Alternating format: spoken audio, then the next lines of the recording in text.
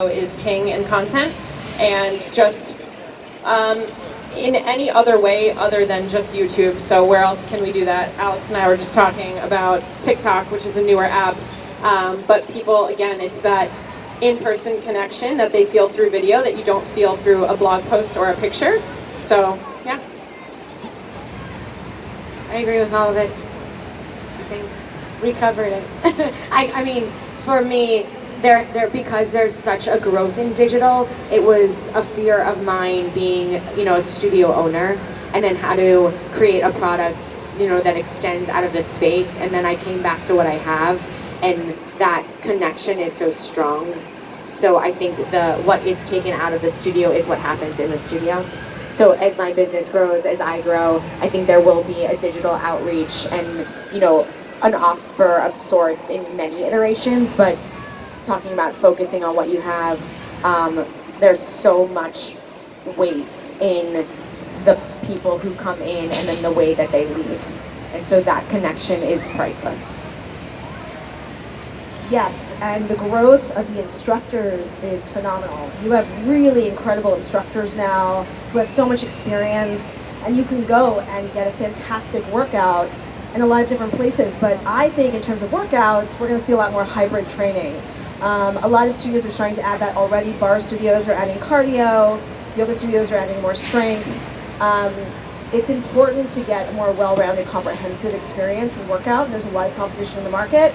So you're going to start to see that more and more, interval training. And it's smart. You should have a nice balance of different workouts, and you shouldn't have to go 5 different places for that. I love it. So both more digital and more human.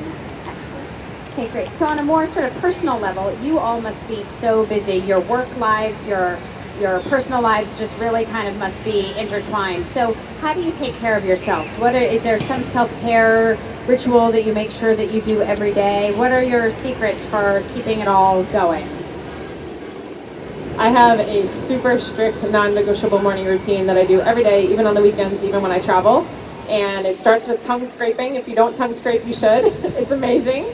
So I do tongue scraping, and then I do a meditation, which for the last 9 months or so, I've actually been doing a Tony Robbins priming meditation. And then I write in a journal, and I do what I call a journal jot.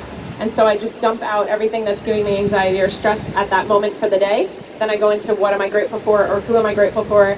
Then I talk about what I'm excited about for that day, and then I talk about what I'm proud of. And I end it with a mantra, and then I go into movement every day. I've been talking a lot recently about the parasympathetic nervous system. Right now, our sympathetic nervous system, our GO system, especially in New York City, is very, what's the word? It is the main focus of our day. We don't spend a lot of time breathing in the fresh air, turning off our phones, meditating, taking time off.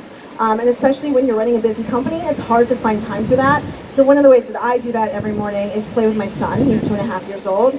There is an hour of my day every morning, non-negotiable, phone is off, where I literally just play. And it's so important. And what play is for you is also equally as important, without distractions, without multitasking. I just don't think we get enough play.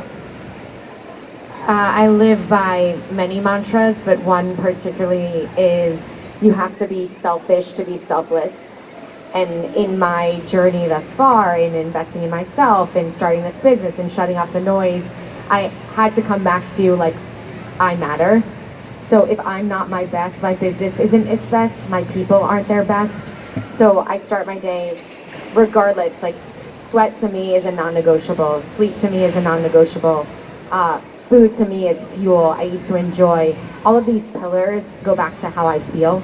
And if I feel less than, it reverberates into the rest of my life. So movement, food, connection, self-love are things that I have to check off, but not even, just feel every single day. And I believe that until you put yourself first, you can't put anybody else or anything else first. You really have to come back to what matters to me. I matter to me. So I agree with all of you guys, and that makes me roll my eyes in my head a little bit, because it just sounds like so much work to take care of yourself. But I had really bad anxiety my entire life. Like I can't remember when it started. And I went to so much therapy, and they're always like, "What happened when you were a kid?" And I'm like, "Absolutely nothing. Like I have no trauma in my life. I just am an anxious person. It's in my genes." And owning a small business gives you like an extra punch of anxiety, just at all times. Like you feel like the world might end any second. So that was really healthy for me. So one day I was having an anxiety attack, and I felt it coming for weeks. I felt like I was on the verge, and I'd never had one before, but I was so anxious. And finally I was having this attack, and so I got a city bike, so it always wasn't that bad, and I city biked myself to an ER. And I got to the ER, I got to the one on 14th Street, which is basically where they bring like every unstable human. And so I was in this psych ward, which is in a basement of a hospital with a lot of like crazy people. And I was like, wow, how did I end up here? But it's obvious how I ended up there. Just years of mismanaged anxiety. And so I got medicated. Thank God, it saved me. I loved my medication. I called it my happy pills. And they were in my purse at all time. And then I got pregnant with my first baby, so I had to quit cold turkey. And it was really hard. Going through my first pregnancy with anxiety was really hard. And when I had him, I wasn't sleeping because he became a monster at night. I mean, no, he would blink twice and he thought that was like a full night's sleep.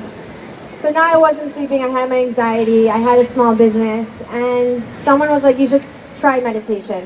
And I had tried all types of meditations. I had downloaded every app. I had done all the journaling and all the stuff, and I was like, it doesn't work, but I feel like I'm gonna end up in the hospital again, so I'll try it. And I tried a mantra-based meditation. A teacher gave me a word, and I just sit on my bed most of the time for 20 minutes in the morning, and I repeat this word in my head. And my third meditation, I felt like very tingly. Like I couldn't feel my hands or my legs, and I was like, wow, this is different. Like I'd never felt this before. 3 weeks in, I had no anxiety. Now 3 years in, I have no anxiety. None. I mean none. I sleep whatever I have to sleep, 6-7 hours a night, and I am completely rested at all times. Like I am never tired. And I have 2 kids who are like my koalas. Like they're always on top of me. At night they wake up, they're just terrible children. No, I'm kidding, they're the best. But they're a handful. And I have a business, and I have a tech startup, and I have 16 investors, some of which are large venture capital funds. And I'm never tired. I'm very even-minded. I have a very clear head. I'm a nicer wife. I'm a better boss. I'm a better manager. So sorry for the 10-minute story, but if you're gonna do one thing, I would really encourage you to find a mantra-based meditation. And the reason for mantra-based is because you can't not do it well. Like there's no way of doing it incorrectly. I think the reason why I was never able to meditate is because I was always like, I'm not doing it right. Like I'm thinking too much. I need to clear my mind. I'm thinking again. And so you just get in this like, I'm not doing it correctly. With a mantra, you just repeat it, and it's a word that, you know, a teacher is going to give to you that's been used for thousands of years. And it's so deeply transformative. I really recommend it. Speaking of taking care of ourselves, I know our readers at Health Magazine tell us their biggest barrier to being able to work out and do things for themselves is just time. Do you have any advice for women? Everyone is so busy. How do you carve the time out to take good care of yourself? Stop making excuses. I teach at 7 a.m. on Mondays, a couple times a week, and this is potentially insane to whomever is judging, but I'll be up at 4:30 tomorrow morning. I will work out by 5:30. I will be in my studio by 7. I think, and then I'll go to sleep by 8 o'clock, and I don't have children, and I can carve out that amount of time, but you know, when you stop making excuses for what's not serving you, you start living a more fulfilled life. So time is a choice. How you spend your time is a choice. and you're the only one that can choose your choices. So